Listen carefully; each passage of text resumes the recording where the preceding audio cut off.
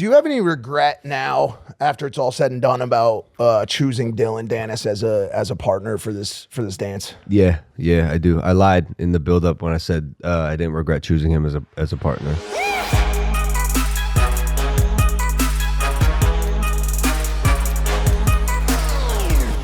Are we rolling? We but just rolling. no booze. That's my only rule. That I got too carried away with. Yeah. We're rolling. 650. Everyone's talking about something else. Mom's talking about stereo strip in my face. I mean, listen, he might have a hard, but we got a hard out. Then we're All talking right. about. We got a hard out 7 p.m. for this dinner. All right, I got to manage these situations, dude. Because So what is this, a 30-minute we couldn't even manage podcast? to Right. So get up and piss this morning. we're in the Sprinter at 7. You're not in the Sprinter right now. I'll tell you that much. No. Are we? Is this show on? Are we on? Yes. Is this a real show? Yes, We're it is. actually alive right now. We haven't done this in Are we 1 on? week. Wait, 1 month. Where's makeup? Just Wagwan, fam. The show's back. We didn't know. We thought Impaulsive was done for good. y'all thought Impaulsive was done for good, but no. We got Jeff with Tech, Greg Paul, Jake Paul, and Mike Majlak in the building. Welcome back to Impaulsive, the #1 podcast in the world. Good to see you. Good to see you coming at you live from Manchester. Victorious.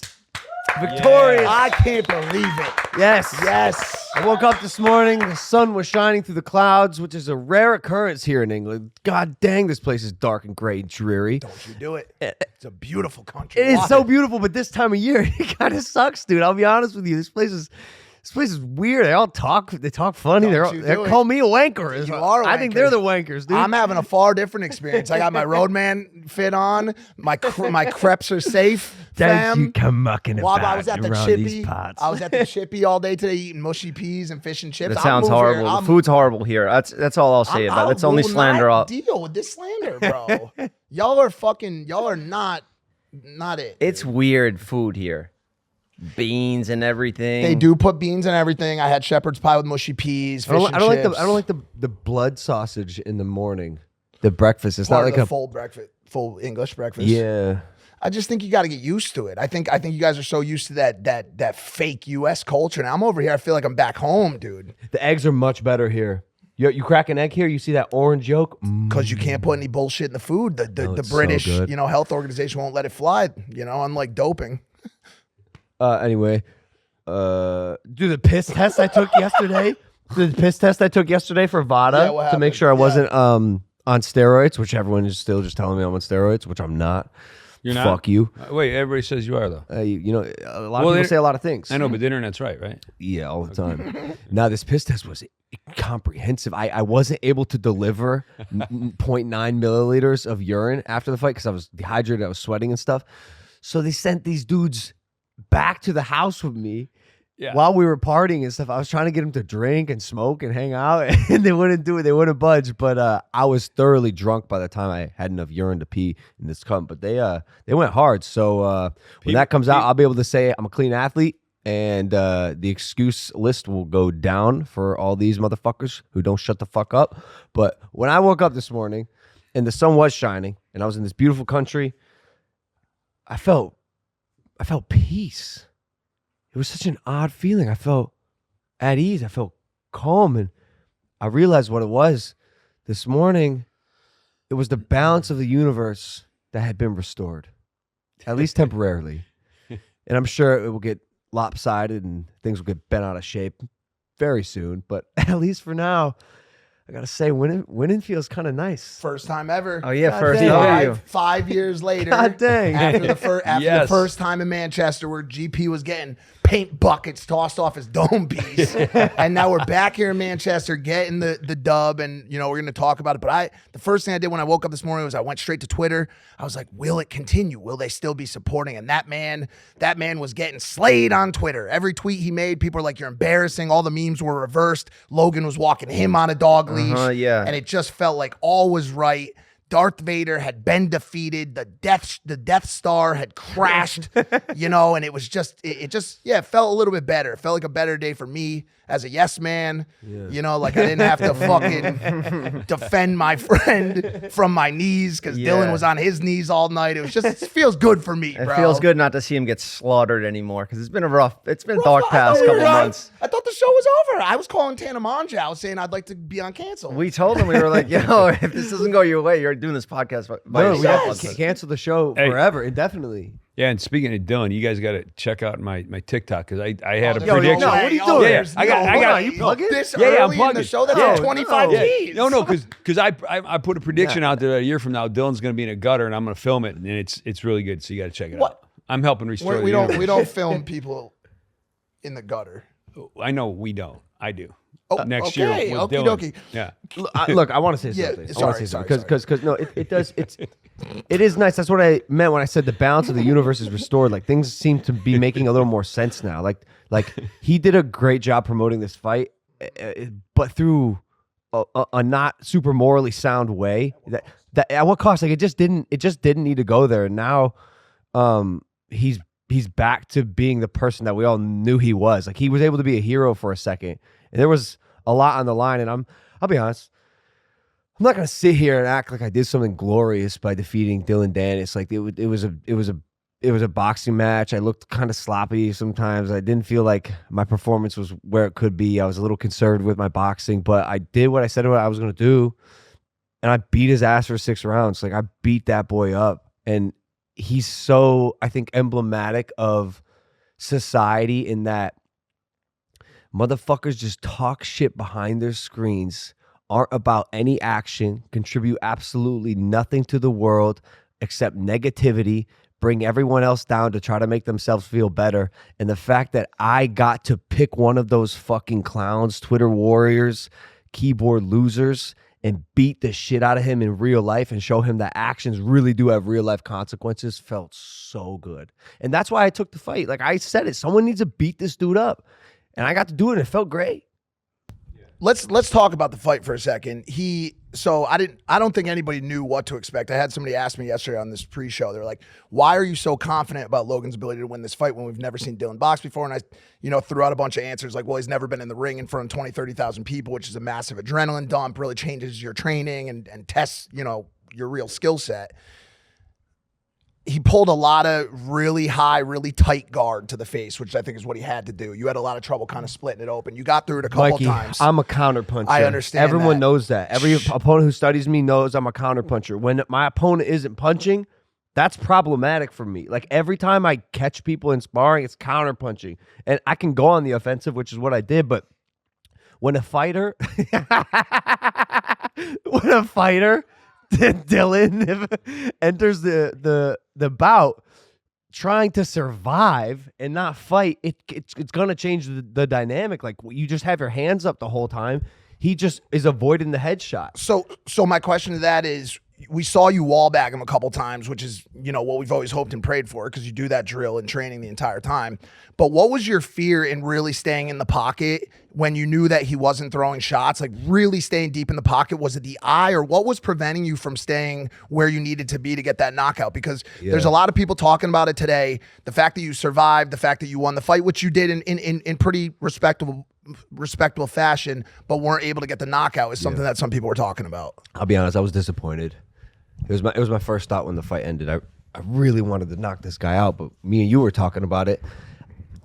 The way it ended might have been the best outcome because my ego would have been like, yeah, I knocked him out. But we got to see Dillon expose himself for the fucking clown and disgrace the combat sports that he is. He shot himself in the foot. Bro, you're not even good at the thing you said you're good at.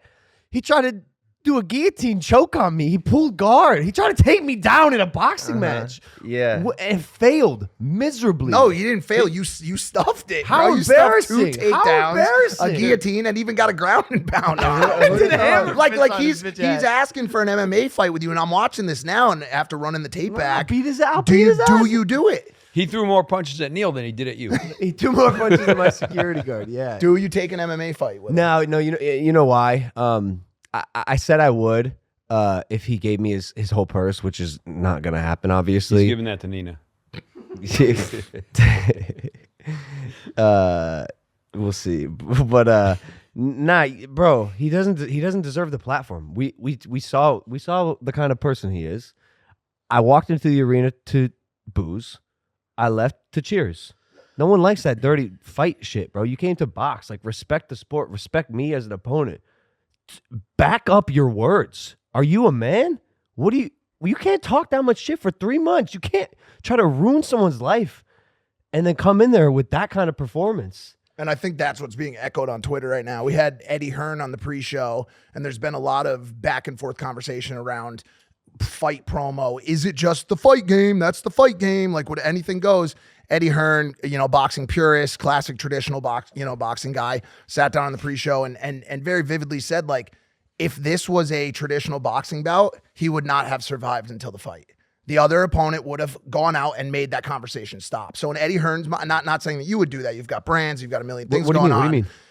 You're talking about like 100% beating his ass street shit in real life? And that was Eddie Hearn's sentiment on the pre-show. Basically, this would never have flown. So all those people saying, yo, that's the fight game, it's in fact not the fight game. It's very much a part of the new fight game, the social media antics, the content creator space.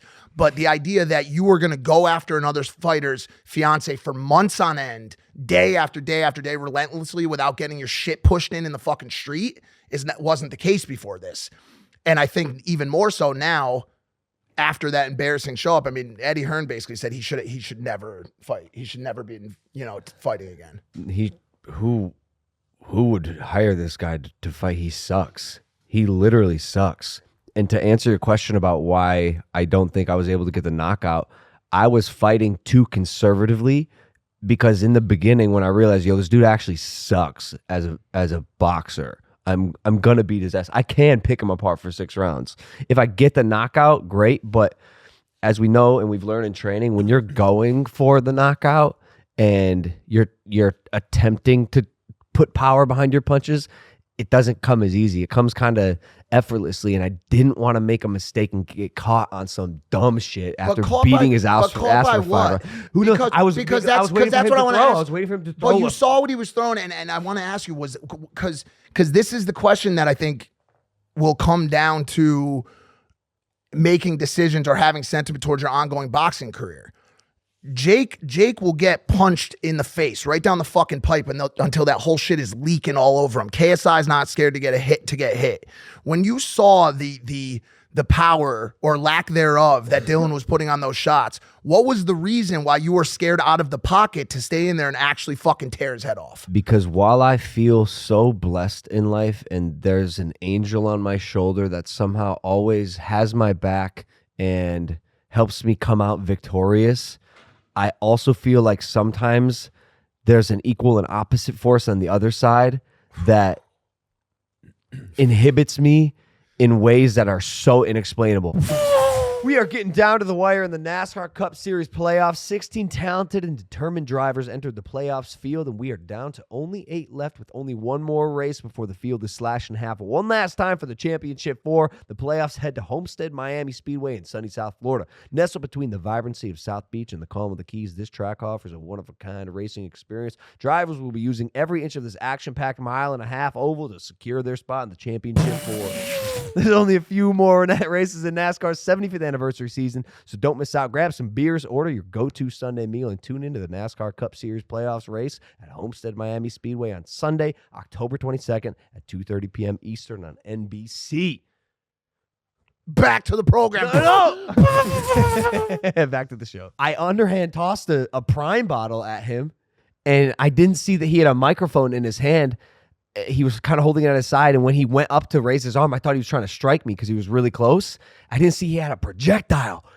This motherfucker MLB baseball pitched it right in my head, and it hit me in my face. And in that moment, I knew this this devil force that I'm kind of like hinting at, whatever force is working against me Was back in play. in that moment. I know he just sliced my face. He's won. Yeah, I was worried about that because because everything was going wrong for you the lead up to it. Everything. So like, what's really gonna shift that tide, in the fight? And I was worried he was gonna clinch you and headbutt it because I knew that he just wanted to fuck shit up and ruin the event. So if you got DQ'd or you just doctor stoppage because this thing just busted open, it's like the type of That's story another- that happens to me sometimes. Like it made sense in my mind that something like that could happen, and I fought conservative, bro. I didn't want to give him anything.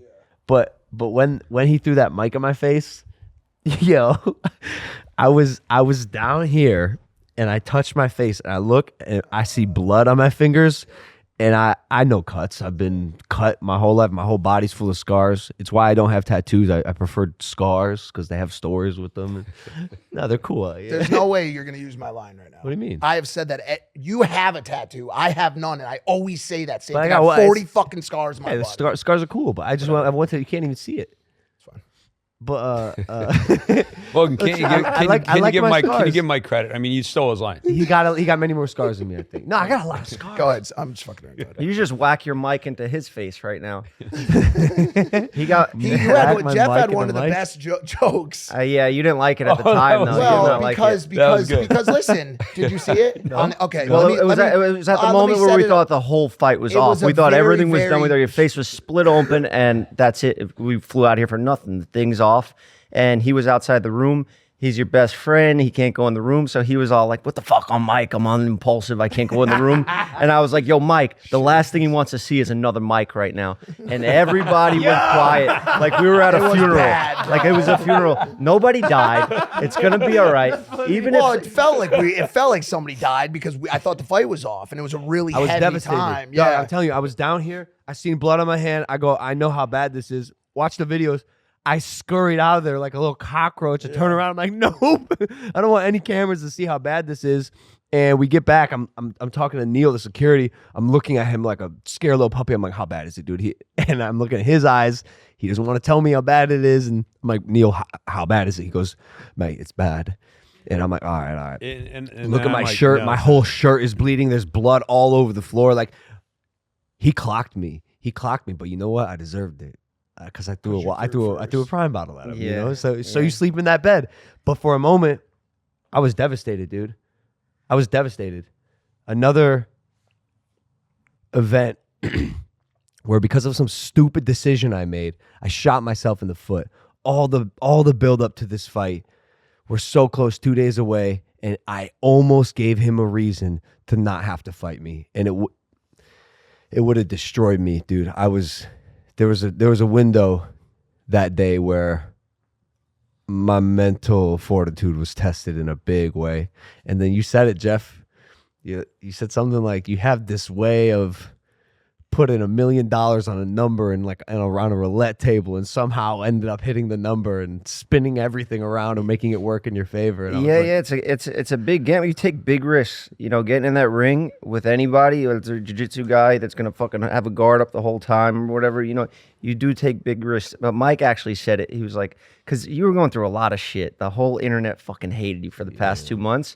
And he was like, all this shit, I've seen this kid go through everything, and then all the negative eventually turns into, positive down the line. It amplifies by like 1,000. Like Prime, you lost to KSI, you made $1 billion company, and then this, the way he always talks about it, he says, when the only way to build muscle is to tear it first. Every time you work out, you tear that shit apart, and it builds bigger and bigger. Came to the house the night we came here, the night after he got hit in the face with the mic, and your concern was, I don't want him to be able to claim that he made me bleed in the ring. Because of course he would have fucking knocked his head into it in a clinch. This was going to open up. And I said, imagine if he does that in this moment. You fucking are beating the fuck out of him, bleeding all over him, and it turns into one of those Nate Diaz warrior moments. Yeah. And you like that because you saw that image in your mind. But it was exciting, but still, I just didn't want to give him anything, and like. He tried to open it up, He went for a guillotine kind of early on. Then he tried the takedown, and I kept my head on the side away from it because, again, if this opened up, I just didn't want him to be able to say that he made me bleed. And then when I popped his eye in the first round, I see that shit swelling up. I see his eye turning all red, and I was like, I got this motherfucker's number. Leave it to Dillon to lose an MMA fight and a boxing match in one night. So do you have any regret now after it's all said and done about choosing Dillon Danis as a partner for this dance? Yeah, I do. I lied in the build-up when I said I didn't regret choosing him as a partner. Why do you regret it? I'm eternally sorry for Nina. I'll spend the rest of my life apologizing if I have to for putting her through that kind of torment. It's inhumane what he did, and she'll hold him accountable. But this is my life. I dragged her into this social media fight bullshit. She did not sign up for this. I mean, she did, of course, but she didn't know, and neither did I. I don't think anyone knew the extent to which he would take things. No fight organization or promotion has ever seen this type of buildup. This is gnarly. And also, no fighter, I think, has a partner who can be exploited in the way that Nina can. She's a public figure, you know, and with that comes the limelight and a lot of responsibility that a lot of fighters aren't able to do with their opponent because their wives don't have an independently self-made career. And she has that, and so he was able to exploit it in a way that worked for the buildup, but also hurts. It hurts personally. I have a different take on this because I was in there with you guys when it was deep, right? I was in Puerto Rico. I think what he did was a gift for you too, because the bond that he built. I mean, the fact that you guys have gotten so close and went through so much so early in your relationship. From here on out, for the rest of your life, there's literally nothing. There's fucking nothing that will bother you guys. There's nothing that will break you because, like, I watch you two just fucking merge. Fair. So you got this gift early. A lot of people never get that, or they get it later in life. 100%. So fucking A, man. Mom said. Yeah. Mom said to me, she goes on the phone. She was worried. You know, she's a mother. Yeah. She's like, I don't know how this is any way to start off a marriage. It's so hard for you two. And I go, I actually have the opposite perspective. Yeah. I think if you're gonna get the shit out of the way you're gonna test the strength of your love, this is a great way to do it. And if we survive this, which we did with flying fucking colors, can you survive with flying colors? Does that make sense? But if we did, which we did, we would be that much stronger, and it's a great foundation. It's for a gift. This marriage for the rest of our lives, and you've been through it. I've been through it. If you can survive that internet torment, and you build that thick skin, and you don't let anything affect you, no strangers' opinions on who you are will ever actually get to you. Right. It's a real powerful position. It's a great place to be. And Nina's there now. Nina's a fucking rock star. She's there now. Dude. Yeah. For those of you guys don't know, throughout all this, I nicknamed Nina Honey Badger because the honey badger is the baddest animal on the planet. Honey badgers don't care. Honey badgers don't care. And we'd be doing stuff, and between us, we'd be like, honey badgers don't care. We all kind of have a laugh, but she's truly the honey badger, and she don't give a fuck. No, when I came in here, like first time seeing you in a long time, I talked to Nina and I was like, "So how are you doing?" Like actually, and she's like, "I don't give a fuck what anybody thinks." She was like, "I don't even give a fuck what you think." I was like, "Whoa, Nina, I'm on your side." I was talking to her and she goes, GP, I don't give a fuck what you're saying right now. Yeah. I love it, man. That's great. So decision to fight Danis. Now I want to move on to decision to fight at all. I mean, you know, came out with the victory last night. As you said, not in a fashion that you were hoping for. Do you box again? You get called out by Tommy Fury, who we're going to be talking about in the next couple minutes here. You get called out by someone else. What are the chances that you want to go through this type of pre-show torment again and get in the ring again? I think it comes down a little bit to who my opponent is. I chose a guy who has nothing to lose and everything to gain. And he saw a route that he could take that was working. Exploit and torment a woman. He went too far. It's going to have its consequences. It did have its consequences. But I chose someone who basically was willing to risk it all. You know, if I were to choose a person like Tommy, a little bit more of a respectable professional person, or even someone like McGregor, like big brands work with McGregor. He's a household name. He's the notorious, and he does some pretty dirty shit, but I don't know if anyone would go that low besides like a literal like scum. So if it's a super fight and I get the opportunity to put on a big show and really show what I can do, because I didn't do that last night, man. Like I'm reactive, I'm snappy. Like he didn't throw any punches, and so I wasn't able to really show what I can do. Which disappoints me. Why do you want to fight? Why do you want to fight? Like, what's your hope? Yeah, why do I want to fight? Because that shit's gangster, dog. I mean, that might be the answer. Yeah, I mean, yeah, and also badass as fuck, He's dude. young. Come He could on. do it Yeah, now. but You so know, is doing a double front flip off the top rope in WWE is so fun. So, But it's the risk. and It's you know, the and you risk. know You what's get more gangster than anything? Completely going off the grid after pulling 10 Bs out of a brand. You know what I'm saying? Like what is it about that? Especially, like, I just want to bring this back up. It's like we talk about the McGregor fight. And I'm going to play that devil's advocate a little bit today. That's your brother's fight. In your brother's mind, that's his fight. Well, so You is know the what Tommy fight. Well, listen, when Tommy calls you out, it's a different story. Tommy did call you out directly, but it's just my curiosity is like, in a way, all of the side shit that happened during this fight and all the negative press that came out of it, in like this strange way, almost felt like this like godsmack of a situation about you playing in a space that like you don't really want to be in or belong in. You know what I'm saying? And I don't mean that disrespectfully. I just mean like you have lanes that are so crazy built out and so made for you. And I feel like in a way, like a part of you just from a pride standpoint almost wants to just clear somebody's head off just to be like, okay, I did it. Now shut up. I have that knockout power. And to be honest with you, in my eyes, it kind of sucks that didn't happen last night, because I think it would have checked the box for you where you could have walked away and been like, okay, I did that thing. It's a very accurate assessment of what's taking place. Like when people watch me box, sure, they're entertained. Sure, they're maybe impressed, but no one's like, he was born for this. That kid's a real boxer. He got hands for days. It doesn't happen. But when people watch me in WWE, like after my first WrestleMania, I came back to the locker room. Everyone was like, what the fuck did we just watch? You were built for this. Vince McMahon told me backstage, he goes, your future is here.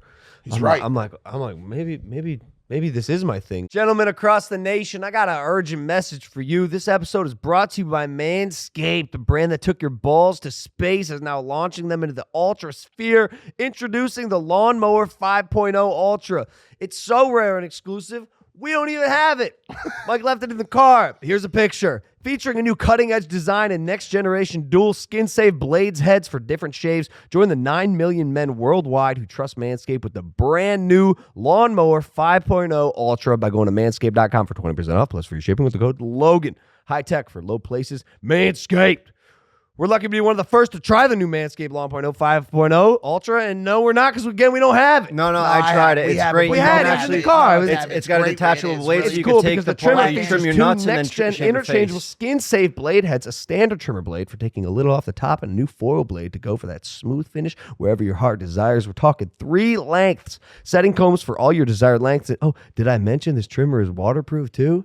Taking it on the go? Fine. Manscaped got you covered. This puppy comes with a travel case, even a travel lock feature to avoid any accidental powering and or weird looks in the airport. In fact, that's how we got it here to England. But again, it's in the car. The We case forgot it. It's makes fine. it invincible. That's how cool it is. This is it right here on the cutting edge of your cutting pubes. Upgrade your ball trimmer. Your life will follow. To get 20% off, free shipping, code Logan. Manscaped.com. Your balls have been through enough. It's time to go ultra with Manscaped. On them nuts. Back to the Don't program. snip your nuts. Porque, right? Like you guys walk out of the ring last night. You know, everybody is like, what the fuck just happened? Dillon was doing somersaults in the middle of the ring, throwing it back, fucking putting his pussy in the air for somebody to jump on.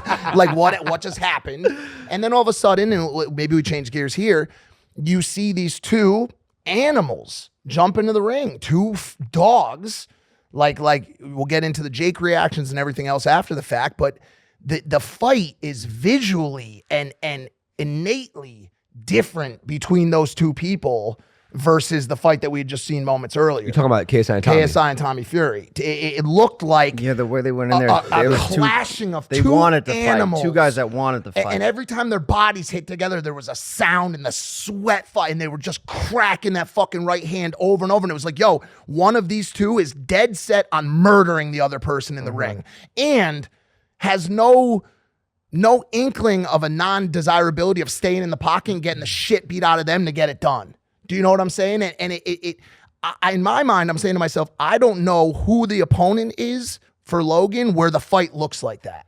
Mikey, I'm not that kind of athlete, which maybe is why kind of what you're saying, that boxing might not be something I'm going to pursue wholeheartedly. And you know this, like on the football field, we were pretty good my senior year. We made it to districts, or we made it to whatever the next level up is. We won the conference championship for the first time in like 20 years. We were very good. Our team was very good. And you know, football, there's the chanting and the pre-game speech that the coach gives, and everyone's all hyping each other up. I'm quiet. I don't raise my voice. Y'all, I'm the team captain, and my team's hooting and hollering, and I'm in the back kind of like, yo, what are you fucking idiots doing? Like, save your energy. Like, I'm going to go murder someone on the field, but I don't know if I have or am capable of finding the balance between being a calm, strategic boxer that is playing chess with my fists and I want to kill this person. Those are two opposite ends of the spectrum. You know what I'm saying? Like yesterday, our game plan was, which I followed, go in there and box and be calm. KSI and Tommy, that was a fight. There wasn't much boxing. That wasn't like they weren't like boxing. Is the bloodlust required? That's my question. It's like I'm sure we've seen strategic chess piece movers in the sport, and obviously Milton's here, has been watching boxing his whole life. You've seen those fighters, right? But like, is that desire to really get dirty, hurt somebody, and that desire for blood, which I've said on this show before, and I'll say it again, that your brother has so deeply running through his veins. Well, it's weird because for him it's so natural. Yeah. He feels like he has that balance of wanting to kill someone, but with his mind as the catalyst for it. Like, I watched someone like Terrence Crawford, who's a demon, probably one of the best boxers alive right now, who is so clearly thinking about every decision he's making, but it has bad intention. But then you take someone like Mike Tyson, who you flip it and it feels like he just has bad intention. So I don't know if I found that balance yet, and I don't know if I will pursue the sport long enough to. But to answer your question, bro, I just love entertaining. Like, this shit's so fun to me. Like, the fact that I can go in a boxing match, actually kick some fucking ass. I have a practical skill now that I can use in real life and feel confident and protected in my own body. I can protect my family, my loved ones. But I go in this boxing match post-fight and go, you know what? This is fun. This is cool. 15,000 people. I love you, Manchester. Hope you're having a good ass time. But I gotta go win a WWE championship. Like, that merging of worlds just has not been done before. That's great. And that's exciting to me. I like paving that path. I like making the blueprint for things that haven't been done yet. Or breaking it. Well, it's certainly a thing too. And like, the attention the fights get and the conversation the fights create is far more dramatic from a cultural standpoint than any of the other things you're doing. Case in point, Drake, obviously making this massive stake-sponsored bet on you to win by knockout. Did he win that or no? I want to talk about what happens it. with that? Now you won. Technically, you won by DQ, by decision. Yeah, but there's also a weird. There's under also disqualification. Yeah, but there's also a weird thing on that, because I was looking at this TikTok. It looked like the clock ran over. Yeah. Like it looked like that whole scuffle at the end where he tried to pull the guillotine should have never There was even no happened. bell. I saw that. There was no bell. Correct. But like, I just don't understand how he pulls a knockout bet win on a non-knockout victory. I agree. If anything, he gets his money back. And obviously, Dillon retweeted it. What do we? I don't don't get think, your I money don't back. think he's getting You don't paid get on your that. money back. No. Not on a DQ or something. If he put to knockout, Yeah, it it has was. to be a knockout. If he put decision, it has to be a decision. Well, because he then posted that beautiful reel view on his Yo, story. I was laughing so hard. I'm like, who made this reel for Drake of me jumping off the rope? He's so funny, dude. Like Doing flips but and shit. the point I was trying to make was like people watch this shit.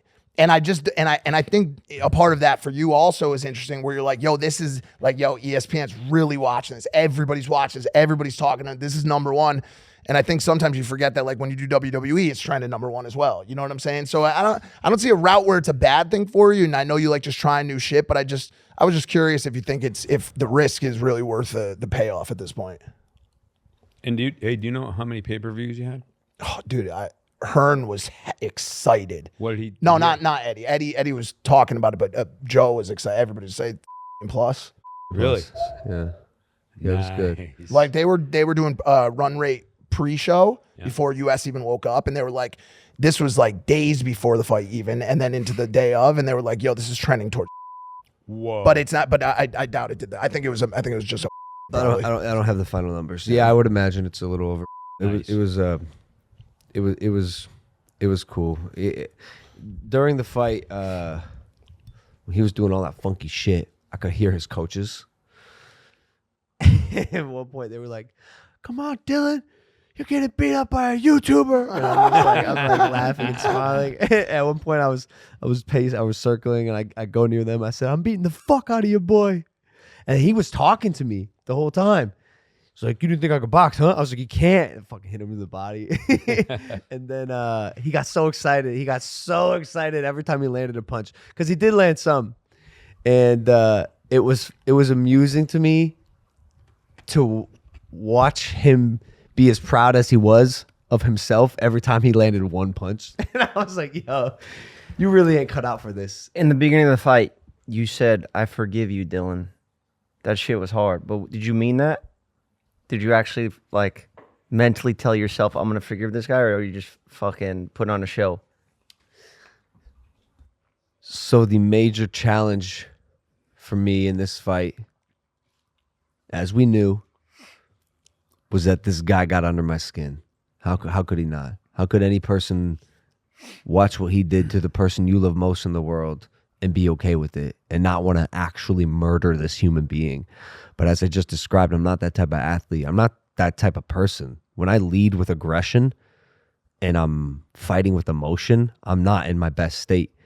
And when we did that face-to-face with the glass, he's standing across from me, and I learned that he riles me up. He brings out that side of me that goes, I want to fucking kill this guy. And that's not good. Have you tried that though? I tried, but then I just look stupid throwing wild punches and then I get caught. I'd get caught with something, and he gets that knockout that the world was waiting for, and it didn't happen. Like the story was not meant to be written that way. So I come back to the house and I'm like, damn, it might be harder to flip that switch into calmness and tranquility and fighting with my mind, not my heart, than I thought. How do I do this? So me and Nina sat right over there. We had a meditation. And in this meditation, I'm sitting here. I go, how can I go into this as calm as possible and not want to fight with the emotion? And this word kept coming to my mind: forgiveness, forgiveness, forgiveness. And then, man, y'all are going to laugh at me. The internet's going to laugh at me. But bro, Jesus came into my mind. Let's I swear to God. I swear to God. Yeah. Let's go. I swear to God, dude. I was like, fuck. What a nice thing to hear on I was Sunday, like, dude. fucking- It's about time. I was like, fucking Jesus is like the man who has mastered forgiveness, the power of forgiveness. A whole religion was built on the power of forgiveness. Like the amount of followers he has because of this one principle that if you can grasp it, and it's hard to grasp. You know how hard it was for me to go, I forgive you, bro. I forgive you for making my life hell. I forgive you for hurting the person I love most in this world for months on end when she's done nothing to you. But I knew that if I could do it, and I knew that if I meant that I actually forgave him, I could enter this fight with a calm mind and just box. I'm not here to fight. It's just a guy, a nameless, faceless opponent, another hard spar, and I'm not going to go in there and fight with emotion. I'm just going to simply do my job in my office tonight, which happens to be a boxing ring. Damn. So I did mean it when I said I forgive him. I'm glad you told me about the Nina part, that she knew that was coming. Because if I were Nina watching that, I'd be like, "What the fuck? I told her. You're forgiving him?" I said, Kill this motherfucker. I said, after the meditation, I said, I think I just found something real powerful, but I don't think you're gonna like it. She's like, "What?" I was like, I forgive him. I forgive him. Damn. Imagine you walked into the fight with remember the Pokemon card, but with the Bible. and George together, bro. George was there. What? George was there. He was looking down on us from above. And you know No, what? This what? might be the beginning of the reconnection of you and George. Could be. And You he know? tweeted. He tweeted right after you won. What was it again? God is real. Jesus is real. One of them. Which actually, think if that- that's but I will say this: if you had that epiphany and he tweeted that, I'm just saying, might be a good time to rekindle the conversation. George is one of my best friends, bro. George is a great We dude. are so similar. Like, I want the best for this guy, and like, it's doesn't feel uncommon that there may have been some sort of biblical, worldly ether crossing happening there. Like, it made sense. Like, I don't know. I was like, if I can forgive this dude, I'm gonna win this fight. And so yeah, I meant it. And Nina, by the way, I ran it by her. She was like, why would I be mad at that? And I was like, well, because like, you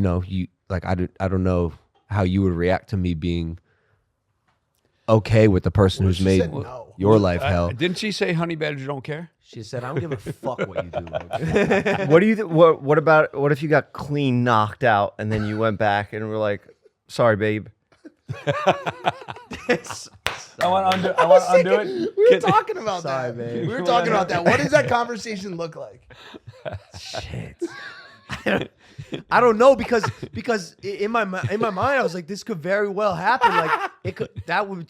Can like, you imagine? my life has been going so great. All these great things have happened to me, and then this dude just starches me, and it's over. You come here, her bags are gone. She's gone. You come to do the podcast today. Me and Jeff don't We're show gone. up. We're with Tana, dude. Greg's gone. Yeah. Yo, Yeah. I'm over at Jake's camp. I wouldn't blame you, bro. I wouldn't blame you. you talked about God now. Really quickly, I want to talk about, they say God, country, family. I want to talk about country. When you and Dillon got in the ring, there was a beautiful song played, a real important song Yeah. to America. Yeah, real beautiful. The Star Spangled Banner. Star Spangled Bruce Banner. Bruce Banner. The Hulk. Is that even the right name of the song? The Yeah, Hulk's right? theme song. Yeah.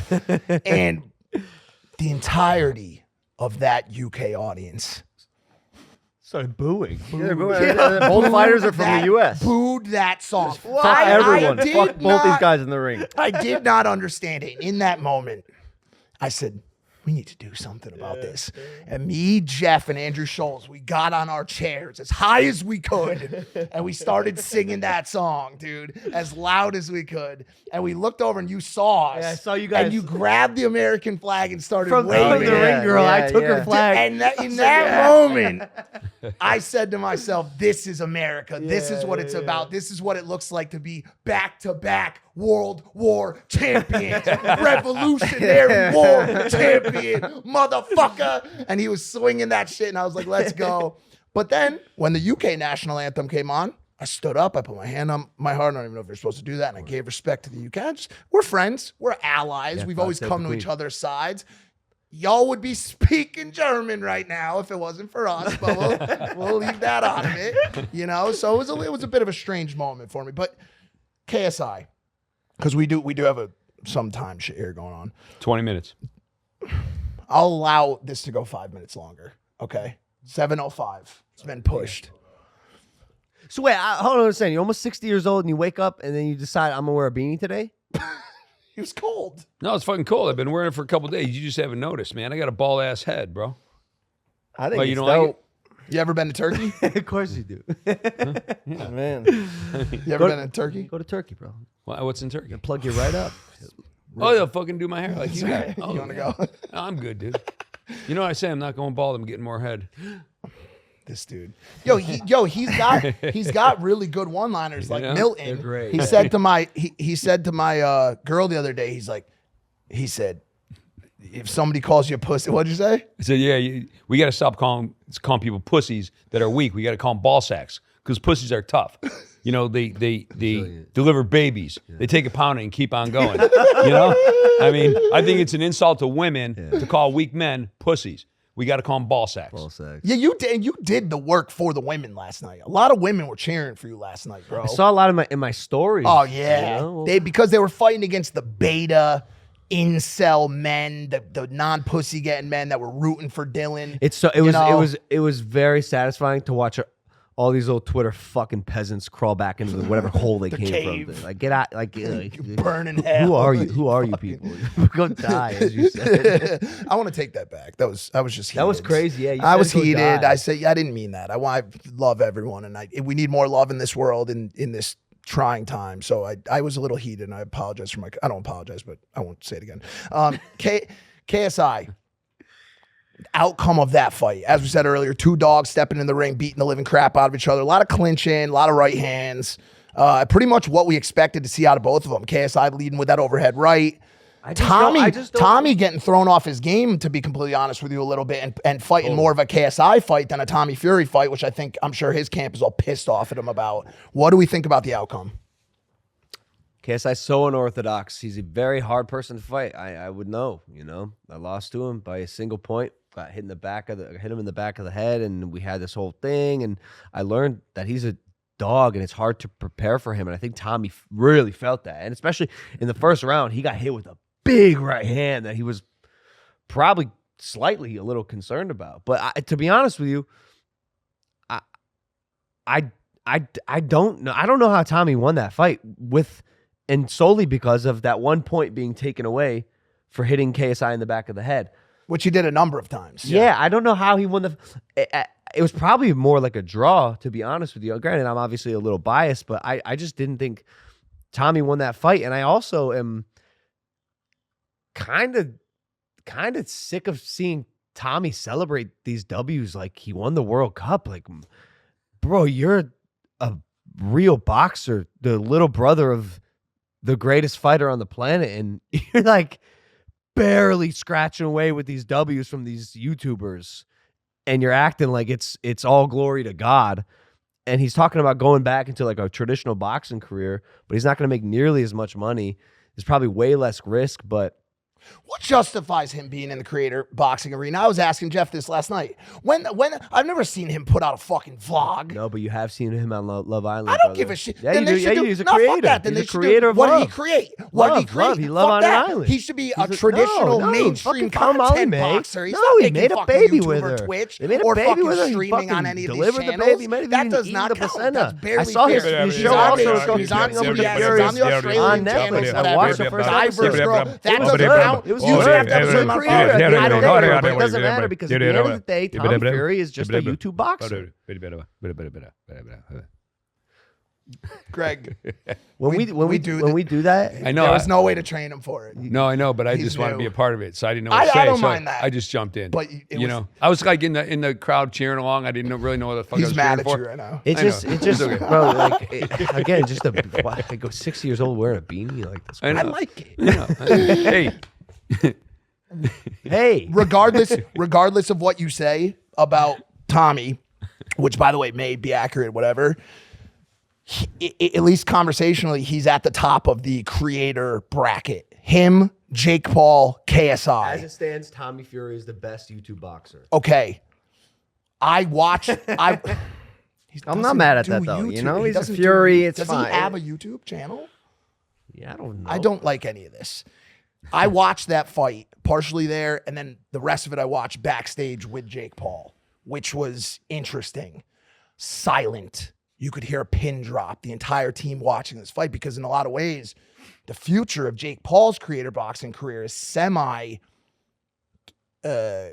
affected or decided, or the journey is driven by what happens between these two men. And so the outcome, I think, was the outcome that he probably most wanted. I said, It's a perfect I know. outcome. I said to my girl, I said, if KSI wins this fight, this room's gonna get pretty fucking ugly.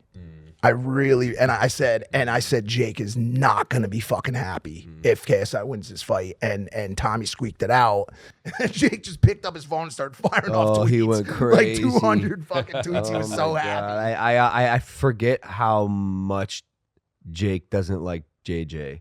I really forgot.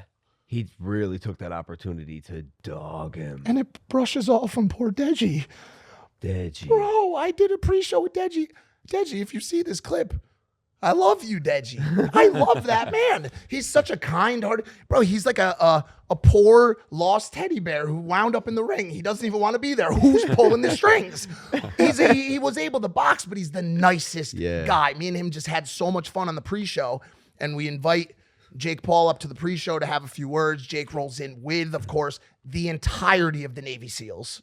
I'm pretty sure he had a howitzer cannon with him on site 11 security guards and a howitzer cannon. I've never seen anything like it in my life. He goes, I got ops. I go, who the fuck are your ops? The cartel? Who are you expecting? Look around, bro. Like, what's going on here? What do you expected, dude? He brought the whole army with him. But he sits down and Deji says, like, you know, we asked like one question. Jake just goes off on him. Deji's like, what did I do, bro? I was sitting in the middle of him. But does what happened last night pave in some way Jake Paul, KSI? The obvious answer is yeah, it's perfect. Like, it's the perfect fight. What you both made your shot at the real boxer. He scraped away barely by a little bit. You both put up good fights, but in the content creation space, at least, like the Jake and KSI fight makes a whole lot of sense. However, I also think the Jake and Tommy rematch makes a lot of sense, which is why, and Jake and I have this conversation, I was really interested in fighting Tommy because I think I could beat him because Tommy throws, and I could go in there and box a person who throws and be a counterpuncher. How fucking crazy would it be that the Misfits card is Logan, Tommy, Jake, KSI, you know, Slim, whoever. Prime Is card this two, scripted? bro. It almost seems Dude. scripted. Is this stuff Me scripted? and Dillon Danis. Is this is this No, you and John Fury. I know it's dude. Because I spoke to Jake, and like he wants to fully pursue boxing, and I'm willing to and understand that he wants his get back on Tommy. So if Tommy wants to fight Jake and thinks he can easily beat this YouTuber again and make a ton of money, because again, you're not going to make this type of money like with anyone else or noise. Like, Tommy can continue to build a real solid foundation for a legacy by fighting these people. But I think Jake needs to get his get back on Tommy, to be honest with you. I would like to see that more than Jake and KSI at the moment. because they asked KSI about a potential rematch with Tommy last night at the end of the fight. And I think JJ was so he's so professional and has such good sportsmanship. I think he had a moment last night after the fight where he was just so, man, over the past 6 months. I mean, bro, you train hard, bro. You train really hard. I know you're out there, but dude, every time I saw JJ, we would be like, oh yeah, you'd be like, yo, I'm gonna go get some sleep, and he'd be like, I'm going back to No, the he gym. trains harder. Bro, every 2 sessions every single day. He was trains in harder. the gym until midnight every night, Yeah. hitting, weightlifting, running. I mean, you saw it even in his stamina throughout the course of the fight last night. You're watching these guys box. He's boxing and doing jumping jacks the entire fight. I have never in my life seen something like that style. The dude's stamina and endurance has been built up through this insane training regimen. So to have lived like that for months and then to have the outcome to be able to taste that victory that close and have it stripped from you, whether right or wrong, had to be a really tough pill for him to swallow. And it was sad to see. I saw all the sidemen afterwards who were, you know, it's just obviously really just like fucked up by the situation, you know? So, Well, after winning in life in general and your boxing career so many times for so long, that first loss, it sucks. It's just a nasty taste. And I saw Jake go through it, and Jake took it on the chin and handled it like a man in his personal life. And I was curious to see how JJ was going to handle it as well, because I've experienced it. I saw my brother Jake experience it. And now JJ, unfortunately, has that small taste of defeat, because I told him in the locker room, it's like, you didn't really lose. You didn't get knocked out. It was really close. You showed everyone what hard work can accomplish. And I went in the locker room to check on him. He was fine. He was fully fine. He didn't seem down at all. Like he took it like a man. Can I ask you a question? Was there like just like one like little piece of you, like just like one drop of prime, that was kind of like happy to see him? No, no, just curious. No. I just get completely curious. Why? But I will say this: we do have a lie detector test. All right, bring it in, guys. Bring it in. Bring it in. No, I'm not just at all. fucking with No, you. no. Just for him to see what it feels like. No I'm just way, kidding, bro. I'm kidding. I know how hard he works. Like, bro, I gotta respect hard work, but he wants to leave this legacy, you know, and his whole life is full of wins, and it was cool to see him deal with it like a man, take it on the chin, and not let it affect him either. Like he was fine. I went back to the locker room. Like obviously, like being that close makes it kind of hard, because you were so close, and Jake felt it too. I've been there, bro. Like I've been there, and that's what I told him. I'm like, hey man, don't beat yourself up about this. Like you like technically a loss, but not really, and it's not gonna feel like a loss unless you let it, which he's not. He's too mentally tough. He's resilient. He's been through a lot as a human being, and this is just a blip in his radar of life. Some people are saying the biggest loss last night, well, and definitely my biggest loss of the night as the consultant there was you walking out to Many Men played for the third time of the night. I don't even know. I thought that too, but if you knew blood that. in my eye, dog, and I Oh can't no, see. it's his That was song. good. No one else should have done it. Oh, no. Yeah, 3 people. Oh, So no. you were the third one. As the music consultant for the evening, I had tried very hard to get Shook Ones put in last minute, which would have been equally incredible, and I was not able to make that change. I wanted the And I was- Scarface theme song. Damn. Dylan kept trying to go with the He's I'm the bad guy. Yeah, You that would need have somebody been to dope. Damn, Yeah. I felt so hard. No, it was no, because it got clipped as if it was the first time that it played for the night, so it wasn't a big. I walked out with Jake, Gordon Ryan, Gordon Ramsay. Gordon Ramsay, the English chef. You're an idiot sandwich. Don't come mucking about here. Nah, I walked out with Gordon Ryan, the best Brazilian jiu-jitsu artist and potentially one of the most dangerous men that's ever lived on planet Earth. He can kill you in so many ways. It's unfathomable. Yeah. And it was cool to spend time with someone like Gordon, who, if you guys don't know who this dude is, he's the best jiu-jitsu grappler in the world that we've seen in a very long time by far. He makes the best guys in their class look like amateurs. He's so good and he's so technical. And it was cool to just chop it up with him and spend that time with him, beyond just the fact that I brought him out as a bit, essentially to get under Dylan's skin and be like, bro, like I got the guy that makes you say what you do well look amateur. And his stoicism and him encouraging me to not go in there and fight with emotion, right? Because that's what Dillon was banking on, and the way that he conducts himself as an athlete at the highest level rubbed off on me in a really, I think, significant way. And I also got a DM from MGK Colson that helped me as well. He's like, man, everything that's been said before this fight, both positive and negative, doesn't serve you at all. Purge it, all of it, and go in there and beat this dude's ass from a level of calmness. And so, like, I got that message from Gordon, or I got that message from MGK. I spoke with Gordon about it and used his prowess as an athlete at the highest level to inspire me. And that's, I think, how I really reached that kind of enlightenment level of forgiveness, where like I knew what I had to do, and forgiveness was the only way that I was going to make it happen. And I guess what I'm saying is, like, allow yourself to be inspired by people around you, by the people who love you and want to help you. And it was really cool, and it is always cool when I do these events, to see my support system activate. You know, that's what I said in my post-fight speech. Yeah. Rely on your support system. Oh my God, man, you have a good support system. the people that love you, like lean on those motherfuckers. During the hardest time of this camp, I flew you out. I'm like, Dad, we need you. Yeah. We need some fucking support right now. I'm a mental ox, but this shit's hard. Help. It was tough.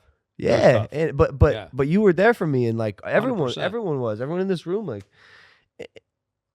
and allow yourself to let the people around you build you up and push you back to the front of the line where you fucking belong when you're in doubt.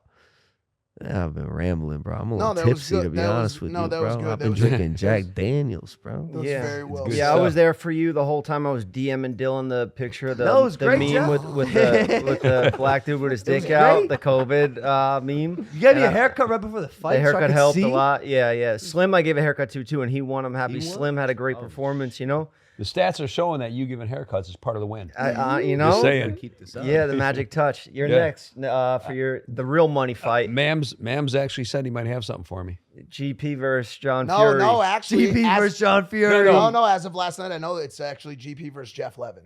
Dude, it's so the GP battles now are so well known that when they start off, I just look at both parties and I go, "It's so late in the night. Do we really have?" And honestly, I put a lot of blame on Levin for it last night. Not to get into too much behind the scenes shit. The words you don't generally say to GP is, "GP, shut your mouth." Like, bro, if you want to avoid what a he thing, said was, "Stop talking." Stop I said, to whatever. I said, "You ever tell me stop talking again? I'll knock your fucking teeth in." we don't need to go back to it, but it's how Jeff talks, but he got to understand that certain people can't talk. just him. No, it's just him because Oh, he no. tries to make it fast because he wants to keep moving. He was trying to pull you out of the No, room. he was to go doing the right kick. thing. You Correct. needed to stop talking. You needed to stop. You didn't understand He the just said it context the wrong way. of the pee. Right, because you're like, I got to go pee in the bathroom's right there. Logan didn't say I got to do a pee test. Yeah. You didn't understand. I understood the context of you not understanding the context, but Jeff didn't understand. You didn't understand the context. But so Jeff still shouldn't be telling me, especially. No, I know. But We know. anyway. That's what we're saying.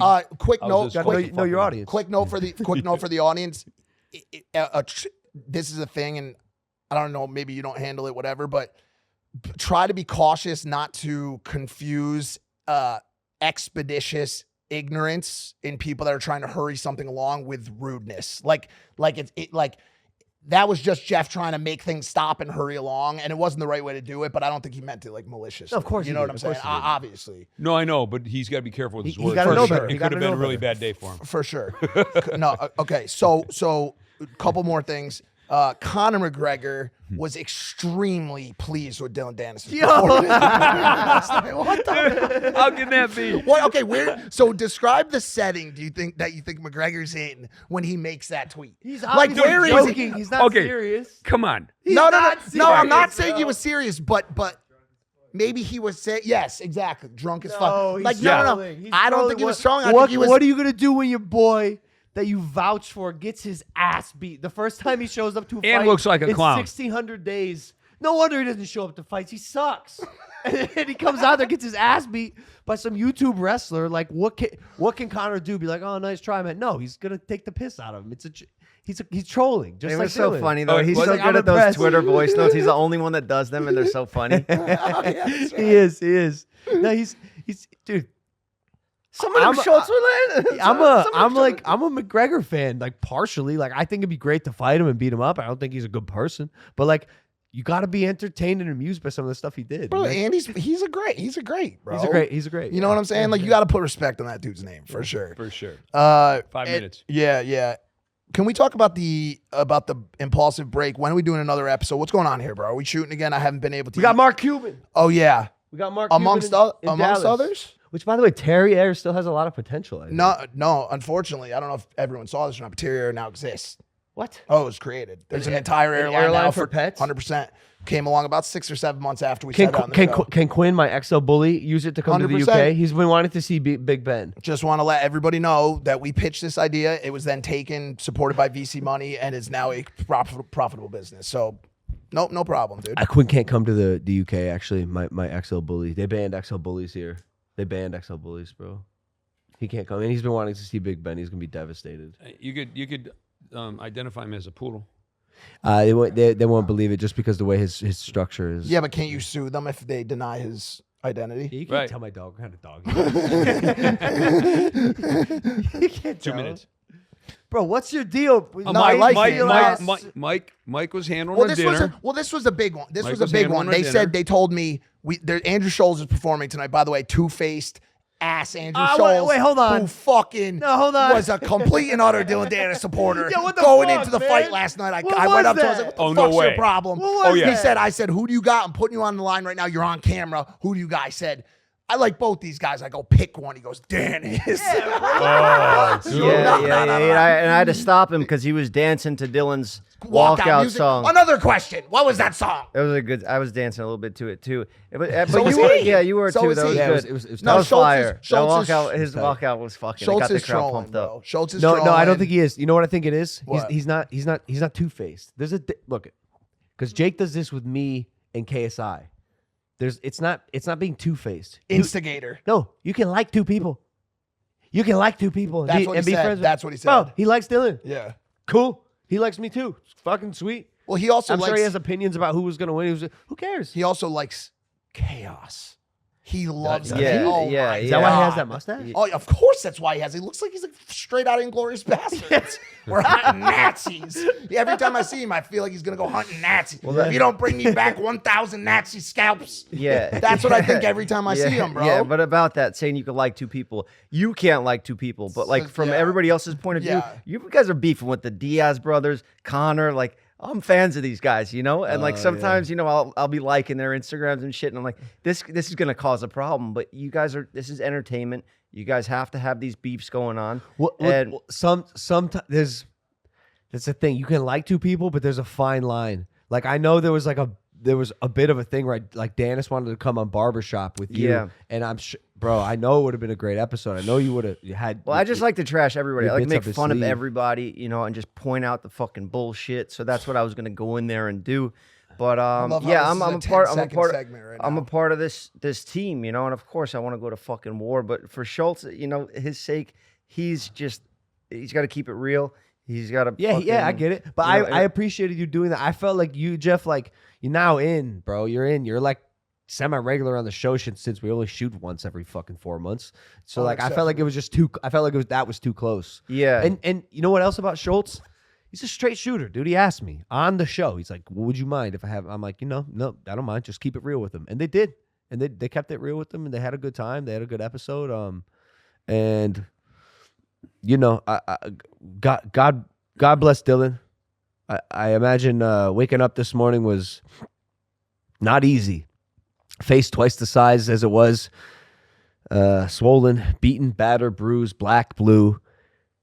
The entire Twitter army that supported you and propelled you and gave your self-fulfillment for the past 2 months is now turned on you because they saw that you're a coward that can't even do the thing you're supposed to be good at by doing MMA in a boxing match. He lost embarrassingly. He got his ass beat. Everyone hates him again. The MMA world knows exactly who he is. No organization or brand will ever work with him. And he's got a hefty lawsuit on his hands for harassing an innocent bystanding woman. So there's a lot on that dude's plate. But God bless him. I wish him nothing but the best. I forgive Dillon, and the show goes on. Nice. And also a good microcosm of the hate in the world right now. There's a lot of it out there. And I think that was a good segue into it. We need to be kind to each other. This hatred and all this fighting and shit that's going on is not easy on anybody, but lead with kindness, lead with love, lead with forgiveness, show love to your neighbors, be positive, be light. And the light will overcome the darkness as it did last night. Good beats we evil. Are back, Good beats evil, baby. Come on. Good motherfuckers. beats evil. Fucking believe in yourself. Good always beats evil. Be a good person. Rey Mysterio, I'm coming for that U.S. championship. I don't know how else to say it, bro. Like, Let's go. I already beat you once. Go. I already beat you once. My first WrestleMania. I beat you and your son, Dom. I like you, Dom, but I beat you, Dom. And I'm going to beat you again, Ray. I'm the American boy. I'm coming for that U.S. title. I will see you soon, bro. Maybe on SmackDown. We'll see what's up. Ladies and gentlemen, thank you for listening to this episode of Impaulsive. It's good to be back. We love you. Hit that like and subscribe button. We'll see you next time. Take it easy. Peace. All right, let's go make fun of Schulz now.